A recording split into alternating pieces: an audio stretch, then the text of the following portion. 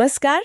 आज हम देख रहे हैं 7 सितंबर 2025 की कुछ खास खबरें टर्बो टाइम्स से। हाँ, तो चलिए शुरू करते हैं। सबसे पहले बात करते हैं प्राकृतिक आपदाओं की और उन पर क्या कार्रवाई हुई। तो पहली बात तो ये कि राष्ट्रपति द्रौपदी मुर्मू उन्होंने तारीफ की है। हाँ, बचाव दलों की और प्रशासन की कि वो आपदा के समय कितने तैयार थे, कितने मुस्तैद थे। और ये बात खासतौर पर पंजाब, हिमाचल, जम्मू कश्मीर के संदर्भ में आई है, जहां बाढ़ और लैंडस्लाइड हुए। राष्ट्रपति ने कहा है कि वहाँ राहत और पुनर्वास का काम तेजी से हो। और इसी से जुड़ा हुआ कृषि मंत्री शिवराज सिंह चौहान, हाँ, वो पंजाब गए थे, बाढ़ वाले इलाकों का दौरा करके आए हैं। और अब वो एक रिपोर्ट देंगे, है ना, पीएम और सीएम को बिल्कुल। पूरी डिटेल में। हाँ, उम्मीद है कि उससे फिर राहत पैकेज वगैरह तय करने में, नीति बनाने में तेजी आएगी। ये तो हुई राहत पहुंचाने की बात। एक और खबर है हिमाचल से ही, जहां बचाव का काम हुआ। हाँ, वो मणिमहेश वाला मामला, वहाँ 350 से ज्यादा तीर्थयात्री फंस गए थे और उन्हें आईएएफ ने निकाला है। हाँ, भारतीय वायुसेना के MI-17 हेलीकॉप्टरों से। हाँ। काफी मुश्किल ऑपरेशन था वो। 350 लोग, ये तो काफी बड़ी संख्या है। बिल्कुल। और इसमें राज्य सरकार, सेना, आईएएफ सबके बीच तालमेल बहुत बढ़िया रहा। ये दिखाता है कि मुश्किल हालात में मिलकर काम हो सकता है। ये तो बहुत अच्छी बात है। लेकिन हिमाचल से एक और खबर है जो थोड़ी सोचने पे मजबूर करती है। कौन सी? मंडी जिले की। वहाँ लगातार बारिश हो रही है, जैसा कि हम जानते हैं। हाँ, मानसून का असर है। पर खबर ये है कि बारिश के बावजूद वहाँ पीने के पानी का संकट खड़ा हो गया है। अच्छा, ये तो बड़ी अजीब बात है। चारों तरफ पानी और पीने को नहीं। हाँ, यही तो। ये कैसे हो सकता है? देखिए, यही पर मामला थोड़ा पेचीदा हो जाता है। ये असल भी कई बार होता है। ऐसा क्यों? होता यह है कि भारी बारिश और बाढ़ से जो पीने के पानी की सप्लाई लाइनें होती हैं या ट्रीटमेंट प्लांट होते हैं, हाँ, वो या तो टूट फूट जाते हैं, डैमेज हो जाते हैं, या फिर पानी इतना गंदा हो जाता है, बाढ़ का पानी मिल जाता है, कि वो पीने लायक नहीं रहता। ओह, अच्छा, तो स्रोत ही दूषित हो जाता है या सिस्टम बिगड़ जाता है? बिल्कुल। तो पानी भले ही बहुत हो, पर साफ पानी, पीने लायक पानी लोगों तक पहुंचाना मुश्किल हो जाता है। मंडी में शायद यही हुआ है। बारिश ने पानी सप्लाई के सिस्टम को ही नुकसान पहुंचा दिया। तो एक तरफ तो हम तुरंत बचाव में कामयाब हो रहे हैं, जैसे मणिमहेश में। हाँ, जिसकी राष्ट्रपति ने तारीफ भी की। लेकिन दूसरी तरफ जो हमारा बेसिक इंफ्रास्ट्रक्चर है, जैसे पानी सप्लाई, वो शायद अभी भी उतना मजबूत नहीं है कि ऐसी घटनाओं को झेल पाए। सही कहा। ये एक तरह से सिस्टम की कमजोरियों को दिखाता है। तत्काल राहत अलग बात है, और लंबे समय तक चलने वाला मजबूत सिस्टम बनाना अलग। ये वाकई सोचने वाली बात है। चलिए अब जरा राष्ट्रीय सुरक्षा और प्रशासन से जुड़ी खबरों पर आते हैं। मुंबई से एक बड़ी गंभीर खबर है। हाँ, मैंने भी पढ़ा। वो ह्यूमन बॉम्ब वाली धमकी की चिट्ठी मिली है। हाँ, उसके बाद पूरे शहर में हाई अलर्ट कर दिया गया है।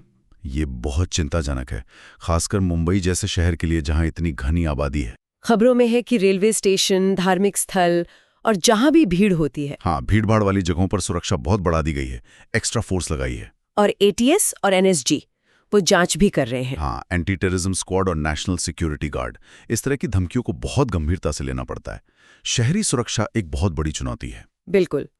और सुरक्षा से ही जुड़ी एक और कार्रवाई, गृह मंत्रालय ने एक्स पर, जो पहले ट्विटर था, हाँ, इस पर एक ऑस्ट्रियाई अर्थशास्त्री के अकाउंट पर रोक लगाने को कहा है। अच्छा, क्यों? वजह बताई गई है कि उस अकाउंट से डिसमेंटल इंडिया जैसा कोई पोस्ट हुआ था, जिसे मंत्रालय राष्ट्र विरोधी मान रहा है। चलिए अब एक बहुत जरूरी और सकारात्मक पहलू पर आते हैं, शिक्षा और टेक्नोलॉजी। हमने शुरू में राष्ट्रपति मुर्मू की बात की थी। हाँ, शिक्षक दिवस पर उन्होंने कहा था कि बेटियों की शिक्षा भारत के विकास के लिए सबसे असरदार निवेश है। बिल्कुल, बहुत अहम बात कही उन्होंने। बिल्कुल। और उसी मौके पे दिल्ली में राष्ट्रीय शिक्षक सम्मान समारोह भी हुआ था। हाँ, जहाँ 45 बेहतरीन शिक्षकों को सम्मानित किया गया। ये एक तरह से शिक्षा की जड़ों को, शिक्षकों को सम्मान देना हुआ। हाँ, ये बुनियादी शिक्षा और शिक्षकों के महत्व को दिखाता है। लेकिन इसी के साथ शिक्षा में एक और बड़ी घोषणा हुई है, जो भविष्य की तरफ देख रही हैं। हाँ, वो तो बहुत बड़ी खबर है।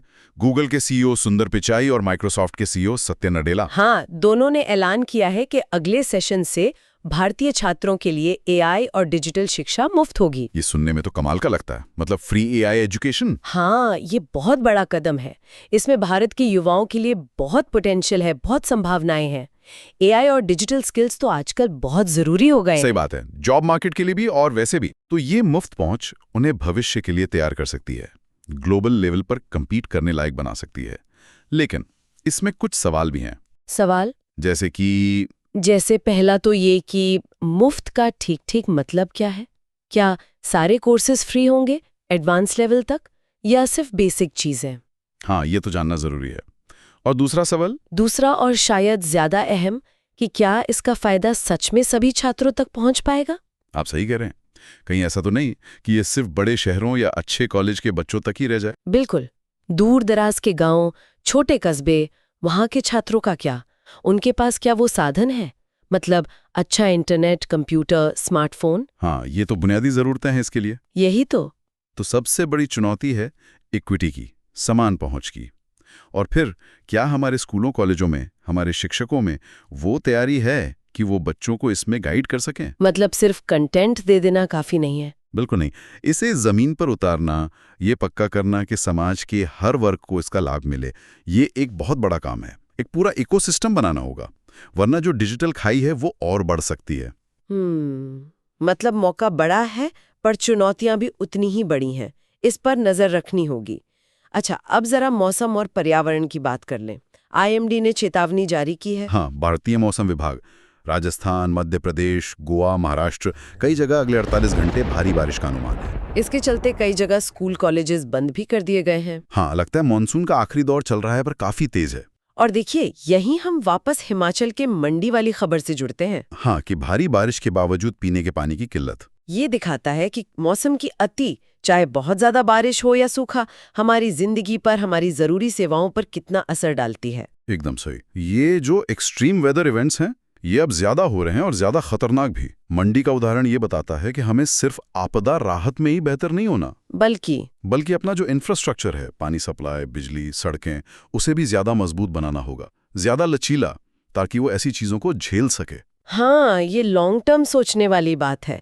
क्लाइमेट चेंज का असर। बिल्कुल। ये सिर्फ आज की समस्या नहीं, भविष्य की तैयारी का सवाल है। सही कहा। अच्छा, अब कुछ फटाफट दूसरी खबरें देख लेते हैं।